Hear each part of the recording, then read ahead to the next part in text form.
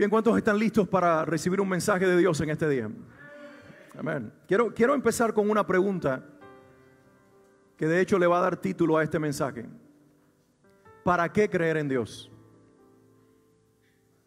¿Para qué creer en Dios? ¿Lo escuchaste, iglesia? ¿Lo escucharon ustedes? ¿Para qué creer en Dios? Y tal vez cuando ustedes escuchan esta pregunta, que también es el título que le doy a este mensaje, pudieran estar preguntándose: Pastor Alex, ¿entonces le vas a estar hablando solamente a aquellos que no creen? Saben, en realidad no tengo el propósito de hablarle a un grupo en específico.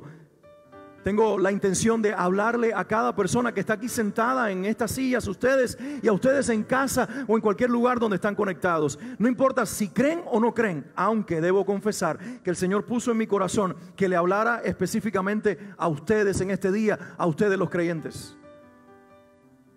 Porque hay situaciones en nuestra vida que se presentan, realidades que cada uno de nosotros enfrentamos, que cuando las estamos enfrentando puede surgir la pregunta dentro de nosotros: ¿para qué creer en Dios?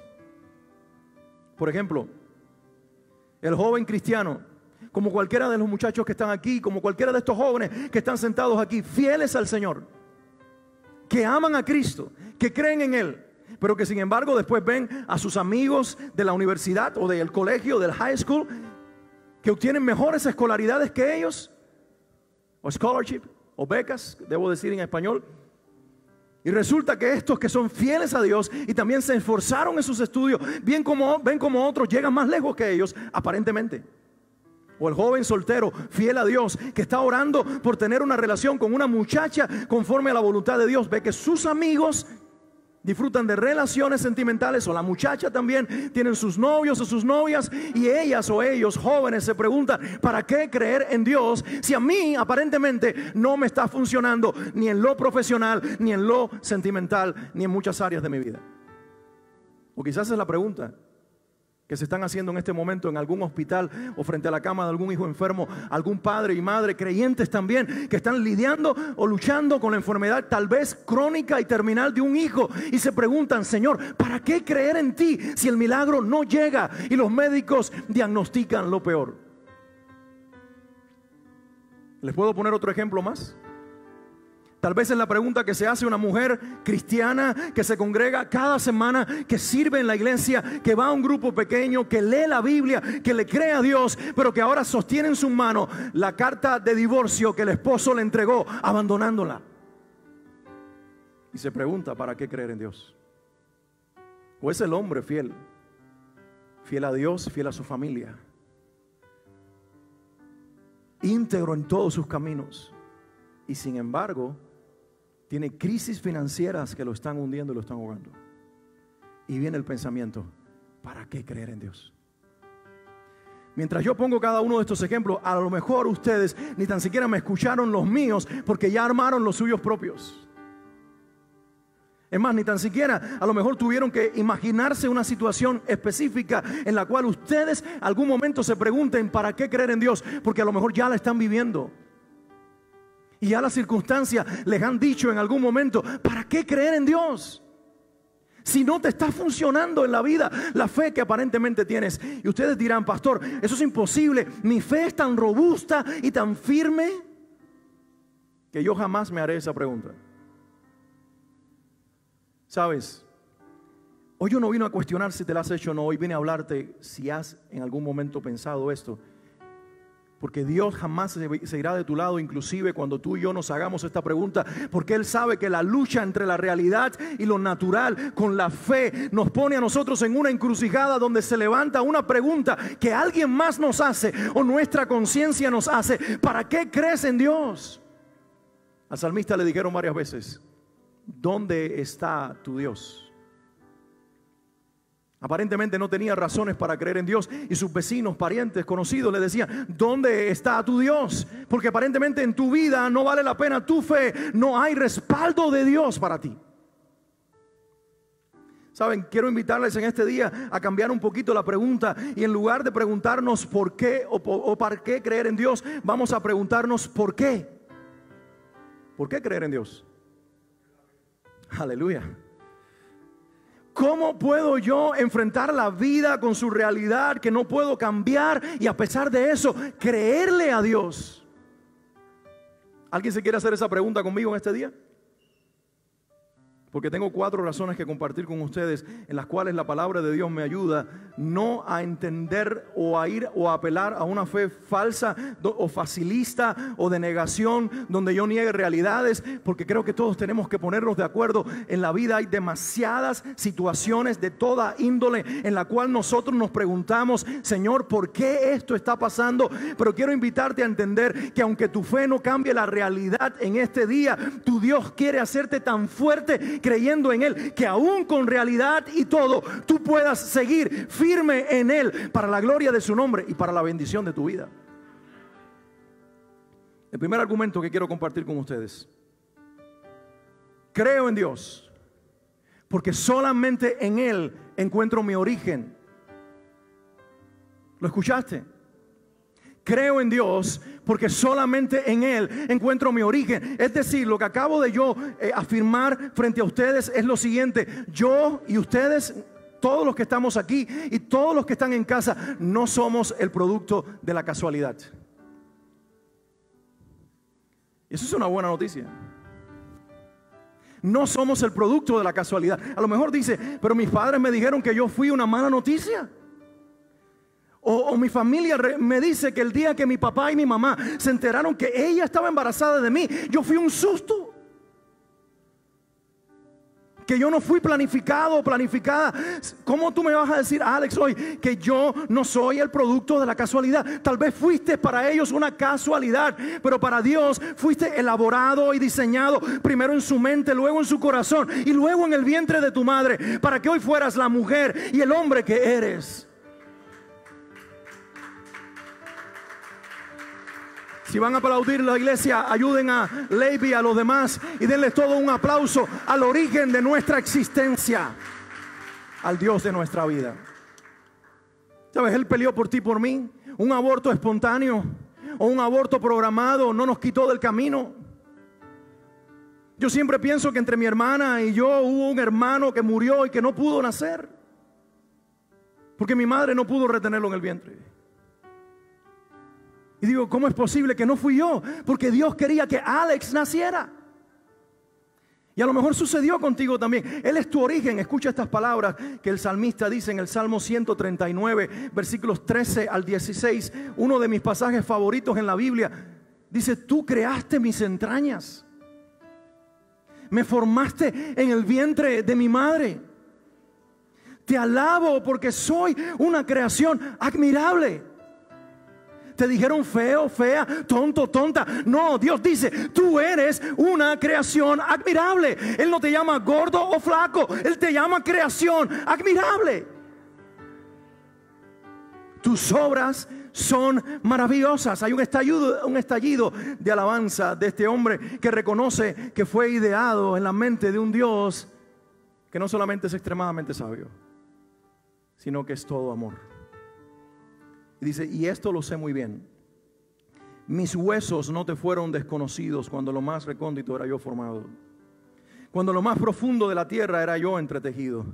Tus ojos vieron mi cuerpo en gestación. Todo estaba ya escrito en tu libro. Alguien escuche esto otra vez. Todo estaba ya escrito en tu libro. Cuánto ibas a pesar al nacer, cuánto ibas a medir, el color de tus ojos, el color de tu pelo, la forma de tus manos, de tus deditos, de los pies. Todo estaba diseñado para ti. Inclusive aún aquellas cosas que para ti hoy son un defecto, como por ejemplo para mí, mi nariz. Dios estaba queriendo ponérmela porque a mi esposa le iba a gustar.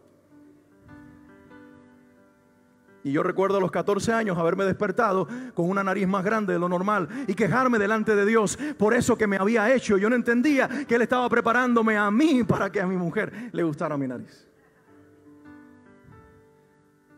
Dice, todo estaba ya escrito en tu libro. Todos mis días se estaban diseñando, aunque no existía solo uno de ellos. Alguien diga conmigo, Él es mi origen. Dígalo toda la iglesia, no solamente se lo pedí a mi esposa y a un par de personas más, se lo dije a todos ustedes. ¿Quieren decir conmigo, Él es mi origen? Yo surgí en él, yo comencé siendo una idea en la mente de Dios, un sueño en el corazón de Dios. Y luego cuando yo nací, más que mis padres participar, definitivamente ellos tuvieron participación. Sabemos que los niños no vienen porque los trae la cigüeña, sino porque el hombre y la mujer participan. Pero ahí estaba Dios permitiendo la vida. Si no hubiera sido así, ni la ciencia me hubiera podido retener, ni te hubiera podido retener. Tú eres el producto de una idea de Dios y de un sueño de Dios, y no estás aquí por casualidad.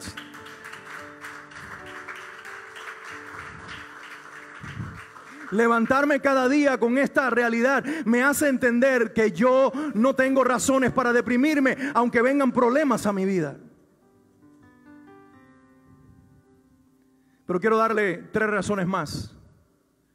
La primera es esa: mi origen está en Dios. Tal vez no fui planificado por mis padres, tal vez no fui deseado por mi familia, tal vez ninguna de esas cosas estuvieron presentes en mi realidad natural. E inclusive ustedes digan: entonces, pastor, ¿cómo me hablas de que Él es mi origen y de que Él me diseñó y porque Él no pudo escoger a otros padres para mí? Si los que tuve no me desearon. Yo no puedo entender eso, yo no puedo entender esa realidad, no fue la mía. Pero sí puedo entender que algunos se pregunten: ¿por qué no tuve otra mamá? ¿Por qué no tuve otro papá? ¿Por qué no tuve alguien que me deseara, que me amara, que me cuidara, que estuviera conmigo? Les tengo una respuesta para eso. ¿La quieren recibir? Porque si ellos no hubieran sido tus padres, tú no hubieras podido nacer. Hubiera sido alguien más, pero no hubiera sido tú. Porque solamente ese hombre y esa mujer, cuando se unieran, genéticamente iban a producir la persona que tú eres. Por lo tanto, hacía falta esa madre y ese padre, con todo y que no se pusieron de acuerdo, con todo y que se divorciaron temprano, con todo y que fuiste el producto de una relación extramarital, con todo y que las cosas no fueron lo mejor planificadas, pero era necesario que nacieras de él y de ella, aunque no estuvieran preparados, porque Dios sí estaba preparado para traerte al mundo el día, la hora y el año específico en que llegaste a este planeta.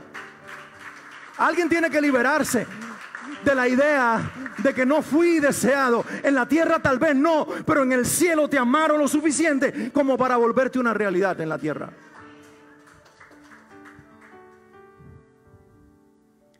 La segunda razón, el segundo argumento que tengo en este día para creerle a Dios sin importar circunstancias, es porque solamente en Él descubro mi propósito. Alguien diga conmigo en este lugar: propósito. Por ahí escuché y leí en alguna ocasión que la psicología comenzó a llamar a una depresión sin razón y sin origen, le comenzó a llamar depresión blanca. ¿Y por qué le pusieron ese nombre? La depresión blanca es cuando alguien está deprimido y no sabe por qué. Y le preguntaron: ¿tienes problemas familiares? No. ¿Tienes problemas financieros? No. ¿Tienes problemas académicos? No. ¿Tienes problemas sentimentales? Tampoco. ¿Y por qué estás deprimido? Y el paciente decía: no sé, pero estoy deprimido. La Biblia tiene una respuesta para eso. Nosotros, la iglesia, tenemos la respuesta para eso. Cuando la gente se deprime sin razón, hay una razón que sí existe, aunque ellos no la han descubierto, ni la psicología la ha descubierto. ¿Saben cuál es? Es que todavía no saben para qué están aquí en la tierra. Y cuando tú crees en Dios, tú descubres que no solamente Él te diseñó y tú eres originado en la mente y en el corazón de Dios y por eso existe, sino que Él, además de permitirte nacer, te puso sobre la tierra porque tenía contigo, hombre y mujer, un propósito marcado que nadie más cumplirá en los días de tu existencia sobre la tierra. No los veo muy convencidos, pero tú tienes un propósito en la vida. Tal vez nosotros en esta iglesia, y disculpa Yexenia que te ponga de ejemplo sin preguntarlo, pero nos preguntamos muchas veces a lo largo de los años, cuando yo y Yexenia iban viendo como los hijos de ellos se iban desvaneciendo y no podían nacer 3 en realidad. Y muchas veces me pregunté: Señor, ¿por qué? Si lo intentan, lo creen, te lo piden. Hoy vemos 2 preciosos hijos como un regalo de Dios a la fidelidad y a la fe del Señor.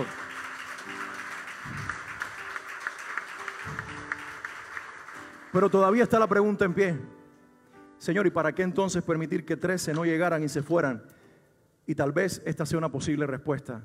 Porque ahora ella y él pueden tener un corazón para ayudar a padres que pierdan a sus hijos y entenderlos como nadie, y hablarles de lo que es creerle a Dios, aun cuando el vientre se te vuelva a vaciar y el niño no pueda nacer, y aún tú digas: Señor, con todo y no ser madre, con todo y no ser padre, yo creeré en ti. Hace falta gente en la tierra que las cosas aparentemente no les cerraron, no les funcionaron, pero todavía lo aman lo suficiente como para vivir para Él, para levantar al que ahora le está haciendo imposible creer porque está viviendo su tragedia.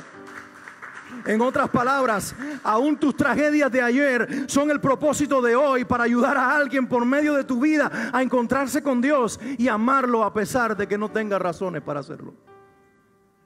Romanos 8:28 dice: y sabemos que a los que aman a Dios todas las cosas les ayudan a bien. Dice algunas cosas, dice ciertas cosas, dice todas las cosas les ayudan a bien. Esto es a los que conforme a su propósito han sido llamados.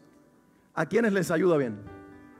A los que aman a Dios, que a su vez son los que fueron llamados según el propósito de Dios.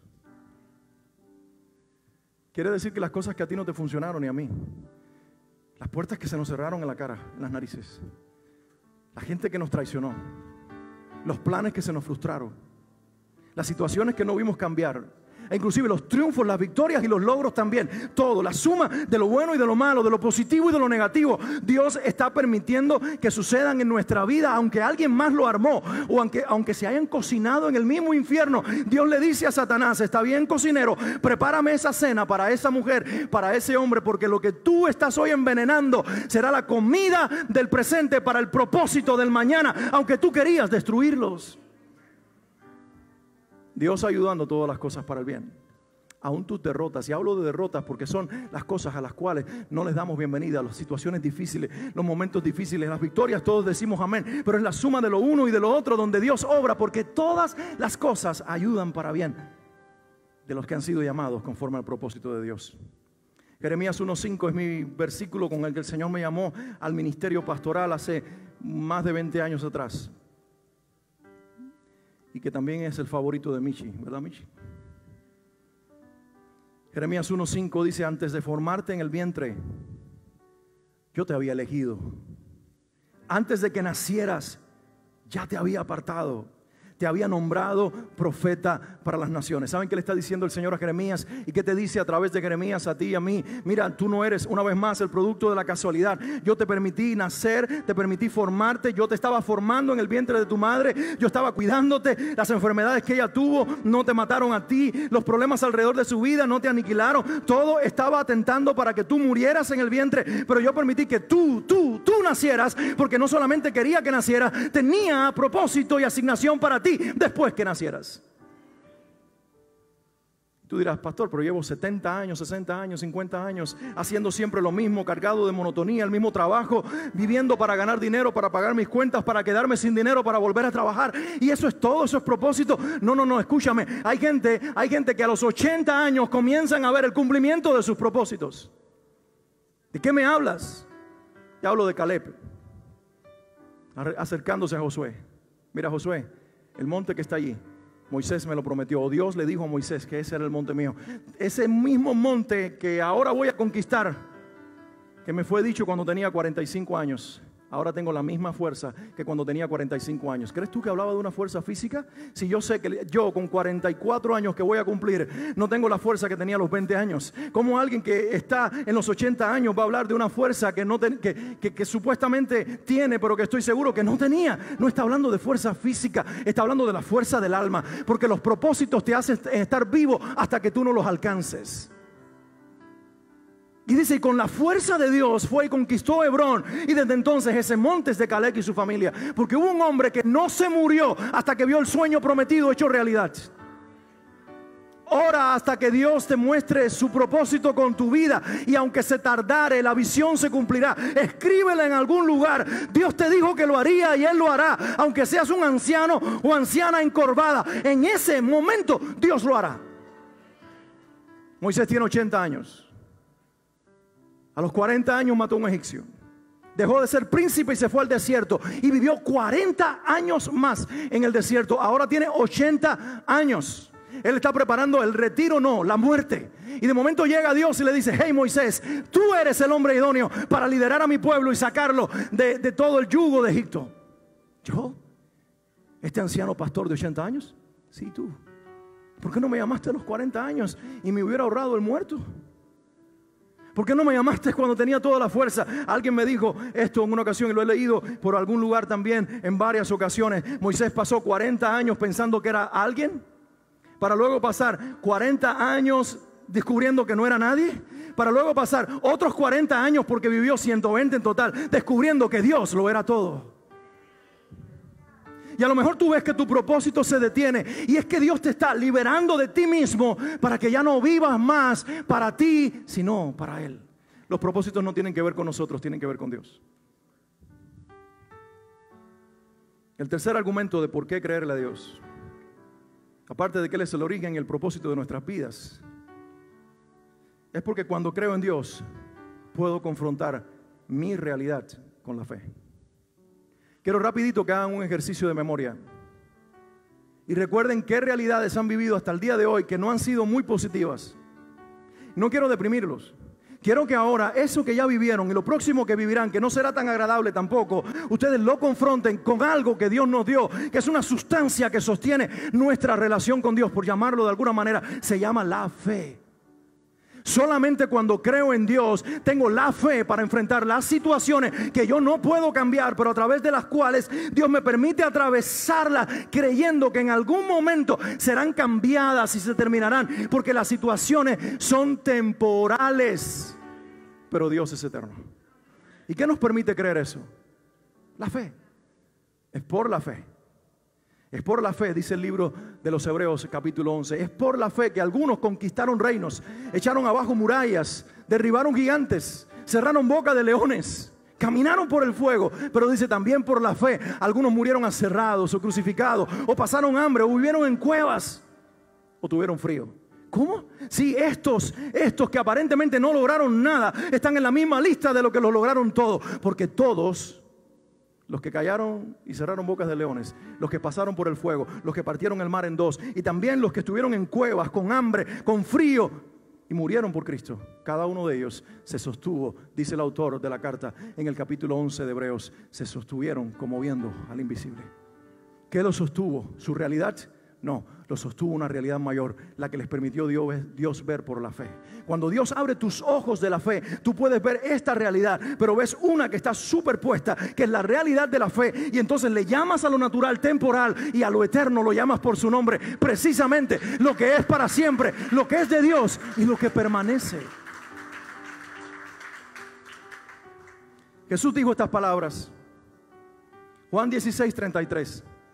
Yo les he dicho estas cosas para que en mí hayan paz. Si Jesús ofrece paz y no dinero, es porque la paz es más importante que el dinero. Si Jesús ofrece paz y no salud, es porque la paz es más importante que la salud. Pastor, pero cuando estoy enfermo pierdo la paz. Entonces quizás Dios te sanará para devolverte la paz. O Dios te dejará estar un ratito más enfermo para que encuentres una paz que aún en medio de la enfermedad se puede tener. Yo les he dicho estas cosas para que en mí hayan paz. En este mundo tendrán aflicciones, pero confíen, yo he vencido al mundo.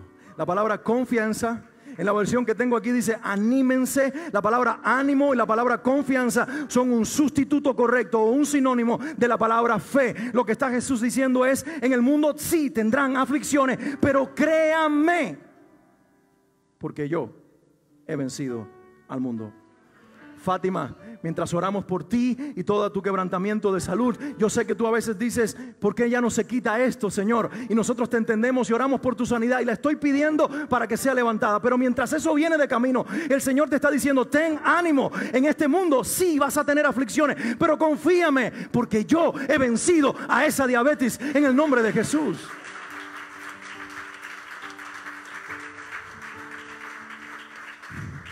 Y hoy estás aquí como un testimonio de que a pesar del diagnóstico y a pesar de los días en los cuales estuviste bien afectada, Dios ha hecho un milagro otra vez. Y es de milagro en milagro. Y cada uno de ustedes también.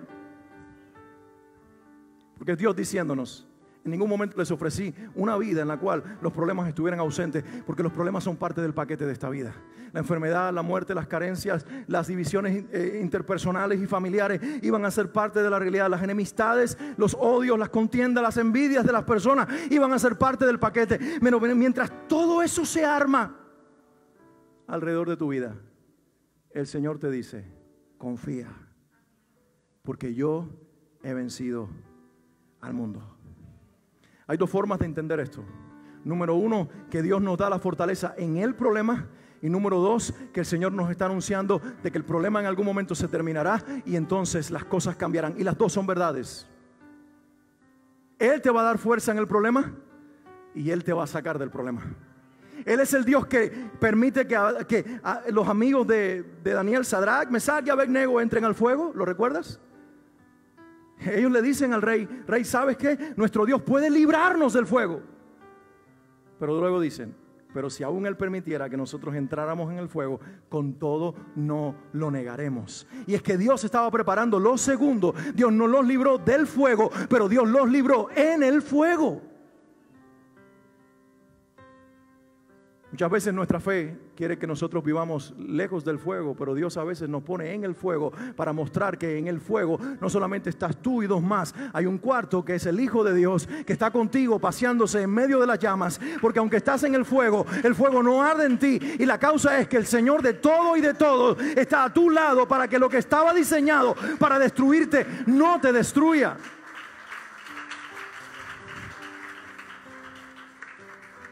En la historia del cristianismo hay una historia maravillosa. Primero déjame decirles esto que el Señor le dijo a esa persona, o dijo de esa persona a uno de sus apóstoles.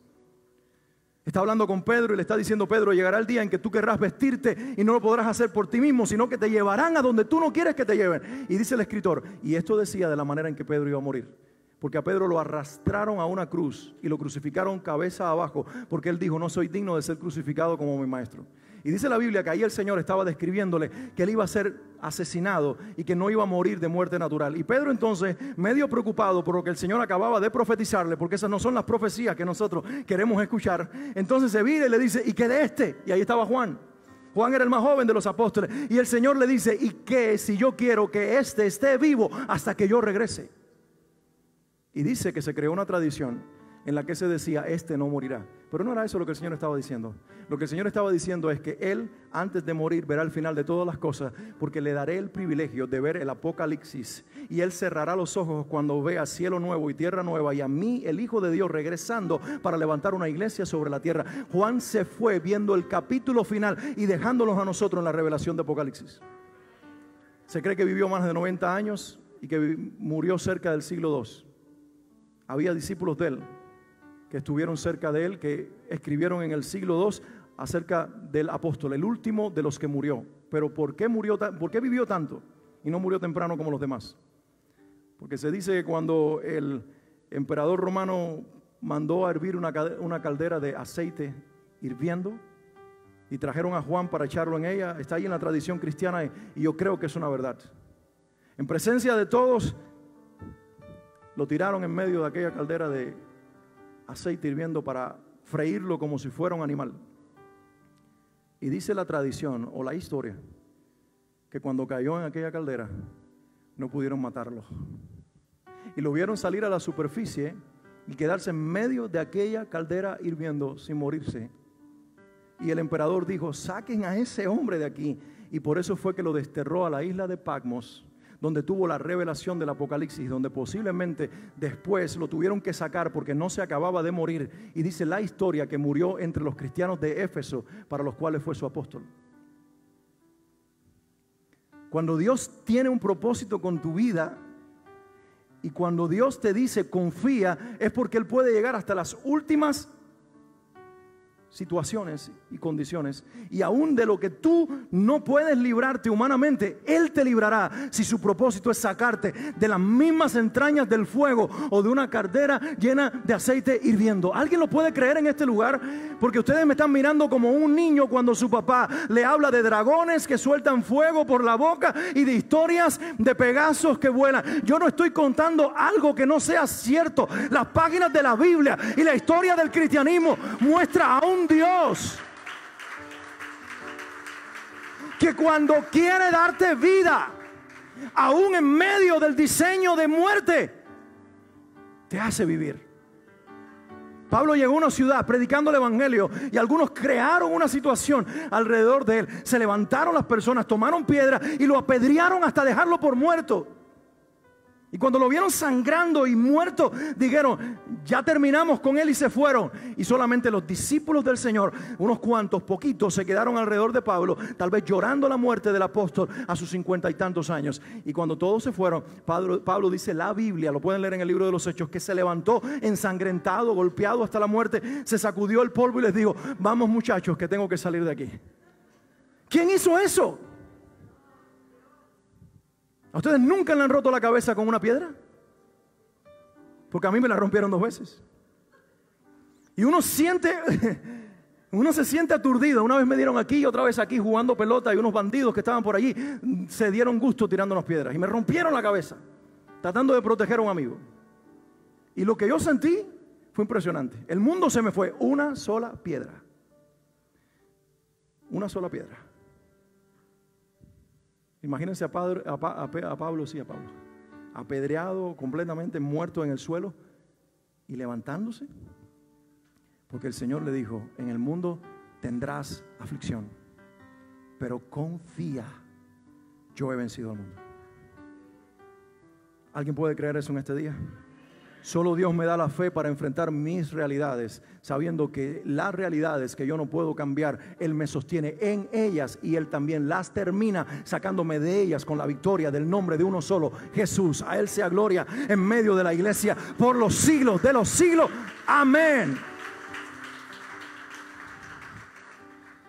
Así que recapitulando, para entrar al último argumento, en primer lugar, en Él encuentro mi origen. En segundo lugar, en Él encuentro mi propósito. En tercer lugar, en Él encuentro la fe para enfrentar las situaciones que yo no puedo cambiar, pero en las cuales Él me puede sostener y las cuales Él puede cambiar. Pero en cuarto lugar, creo en Él, porque en Él descubro mi destino. Dios no solamente es mi origen, Dios es mi destino. Alguien diga conmigo en este lugar, Dios es mi origen, pero Dios es mi destino. De Él vengo y a Él voy.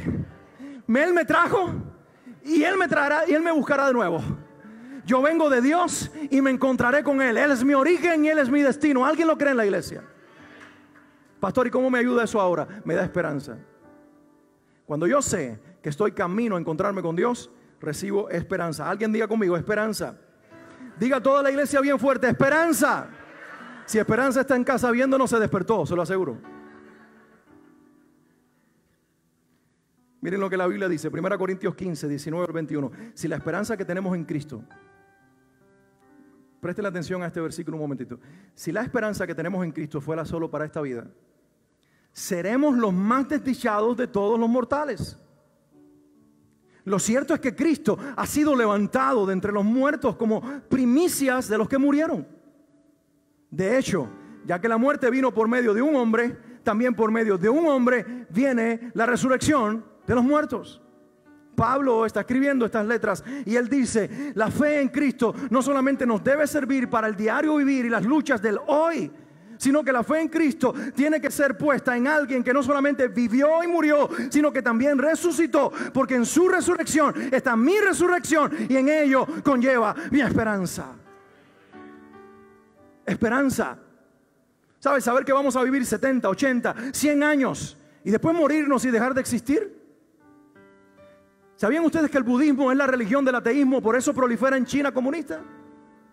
Porque los budas no creen en un Dios, o los budistas. Que la teología de Budas no fue otra cosa que la autorrealización o encontrarse desde adentro con ellos mismos, con el ser interior, para que cuando mueras te vuelvas parte del espacio. Yo no quiero ser una partícula en el espacio sin vida. Tampoco quiero ser uno que reencarne en una mosquita, ni tan siquiera en una vaca, como los indios. Y no me estoy riendo de la religión de ellos, simplemente que a mí no me aplica. Y en la religión de algunos de mis familiares que creían en el espiritismo, creían en la reencarnación. Pero por alguna razón, Dios desde pequeño puso en mi corazón que desechara eso, porque yo no aceptaba que mañana sería un perro. No podía creer que si existiera un Dios sobrenatural, me hubiera dicho hoy, hombre, para mañana traerme de regreso en el cuerpo de un animal. para que pagara todas mis cuentas que en esta vida yo dejé sin pagar. No, señores, el Dios en el cual nosotros creemos nos hizo una vez y para siempre seres humanos, puso en nosotros un espíritu al darnos un cuerpo, y Él también nos diseñó para que todas nuestras luchas, nuestros pecados y nuestras desobediencias fueran cargadas sobre uno en la cruz, para que yo no tenga que regresar a pagar, sino encontrarme con Él y darle gracias porque Él pagó la cuenta por mí.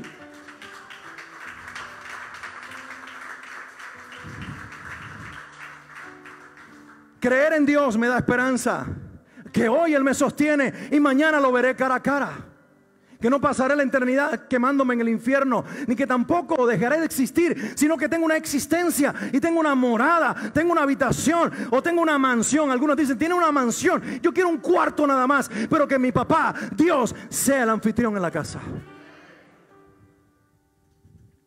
Y dice aquí Pablo, de hecho, ya que la muerte vino por medio de un hombre, también por medio de un hombre. La muerte vino por Adán, pero por el otro hombre, Cristo, viene la resurrección de los muertos.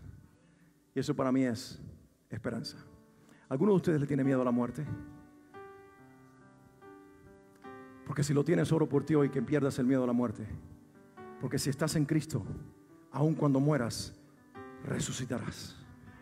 Y si estás en Cristo, aun cuando mueras, inmediatamente que se separe tu espíritu del cuerpo, irás a ver a tu Padre Celestial y estarás en una realidad donde el dolor ya no reina y la muerte ya no es, donde la enfermedad no tiene lugar, sino la vida está manifestada en todo su esplendor en una persona, el Padre de nuestro Señor Jesucristo, y Él, el Señor Jesucristo mismo, para llenarnos de su gloria, de su vida, de su bendición, y nosotros podamos existir en Él y para Él por los siglos de los siglos.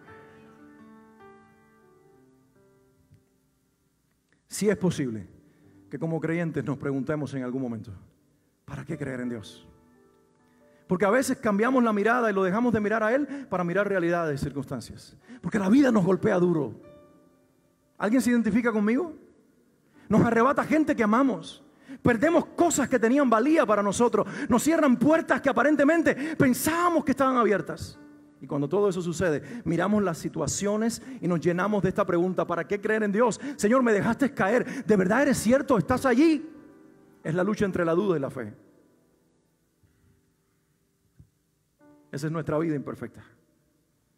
Sin embargo, es posible desechar ese pensamiento y vivir aferrados a Él. Si pones cada día delante de ti estos 4 argumentos que yo te di hoy: Él es mi origen, no soy un susto, una mala noticia, ni una sorpresa. Él es mi origen. En Él tengo propósito y voy a orar y a vivir hasta descubrirlo para la gloria de su nombre. Alguien diga amén. En Él me sostengo, en Él creo, en Él confío, a pesar de que mi realidad ahora es tan fuerte que me está ahogando. Señor, tú estás conmigo en mi realidad y tú me sacarás de ella. Pero además, tú eres mi destino. Y me preparo todos los días para ese día en que te veré cara a cara y te conoceré como fui conocido. Y cuando vivimos con esto en mente, la depresión viene, coquetea con nosotros, pero inmediatamente le decimos: no tendré una relación contigo. Contigo no tendré relación de presión, porque he sido visitado por el Dios del gozo. La duda viene, pero le dirás a la duda: no quiero tener una relación contigo, porque me han dado un don de fe, el cual no negaré. Satanás vendrá a tentarte, pero tú les dirás: yo conozco a mi Dios, me sostengo en mi Dios, lo abrazo a Él, le creo a Él, y Jesucristo es mi Señor. En Él y solo en Él estoy completo. ¿Alguien puede decir amén a eso? Pónganse de pie un momentito. Pónganse de pie. Quiero orar por cada uno de ustedes aquí, cada uno de ustedes en casa.